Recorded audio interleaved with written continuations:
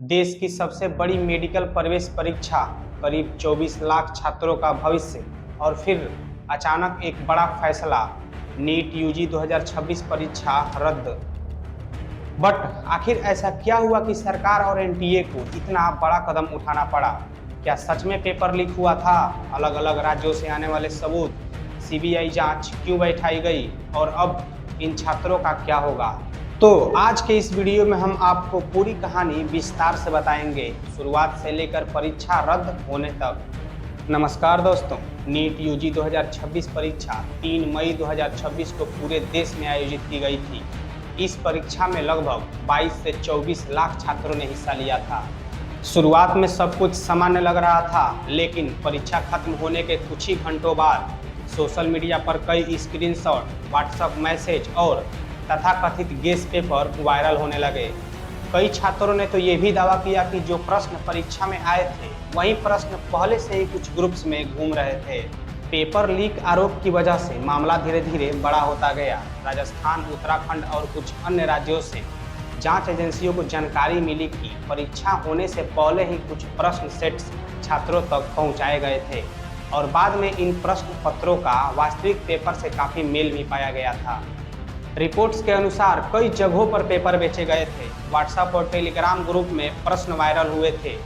कुछ कोचिंग संस्थानों और दलालों पर संदेह जताया गया, जिसकी वजह से संगठित पेपर लीक नेटवर्क का मामला सामने आया। यही वो मोड़ था जहां मामला अफवाह नहीं रहा बल्कि राष्ट्रीय स्तर का विवाद बन चुका था। जब छात्रों को लगा कि परीक्षा की निष्पक्षता खत्म हो चुकी है, तब देश भर में विरोध प्रदर्शन चालू हो गए। दिल्ली, नागपुर और कई शहरों में छात्रों ने सड़क पर उतरकर परीक्षा रद्द होने की मांग की। छात्रों का कहना था कि अगर कुछ लोगों को पहले से ही पेपर मिल गए थे तो ईमानदारी से एग्जाम देने वाले छात्रों के साथ अन्याय हुआ है। सोशल मीडिया पर #रीनीट और #नीट पेपर लीक जैसे हैशटैग तेजी से वायरल होने लगे थे। मामला बढ़ने के बाद नेशनल टेस्टिंग एजेंसियों ने जांच एजेंसियों से रिपोर्ट मांगी। फिर 12 मई 2026 को आधिकारिक रूप से एनटीए ने घोषणा की कि नीट यूजी 2026 परीक्षा को रद्द किया जा रहा है।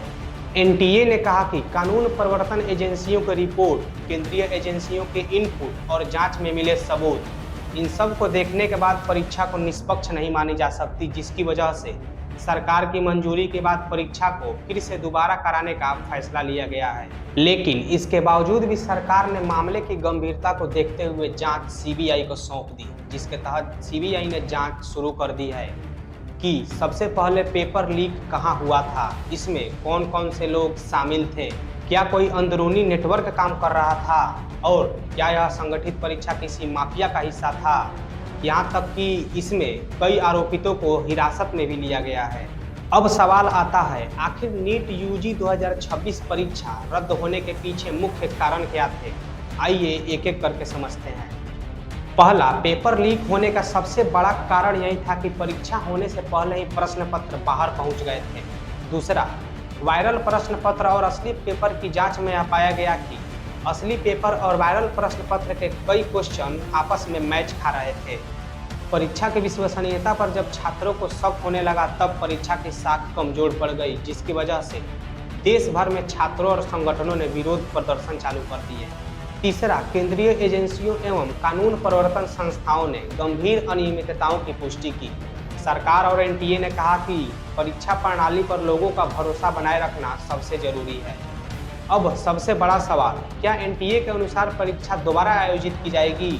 छात्रों को रजिस्ट्रेशन नहीं भरना होगा, पुराने आवेदन ही मान्य होंगे, जिसके तहत नई परीक्षा की घोषणा जल्द ही की जाएगी। इसके अलावा सरकार अब नीट के लिए क्या हाइब्रिड मॉडल लाने पर विचार कर रही है, ताकि भविष्य में पेपर लीक की समस्या रोकी जा सके।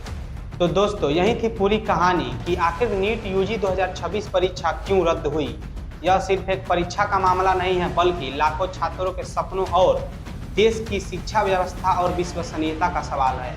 अब देखना है कि सीबीआई जांच में क्या सामने आता है और नई परीक्षा कितनी पारदर्शी से कराई जाती है। तो अगर यह वीडियो आपको जानकारीपूर्ण लगा हो तो लाइक करें, शेयर करें और चैनल को सब्सक्राइब करना न भूलें और कमेंट करके बताइए, क्या आपको लगता है कि नीट परीक्षा को ऑनलाइन मोड में कराना सबसे ज़्यादा बेहतर होगा। जय हिंद।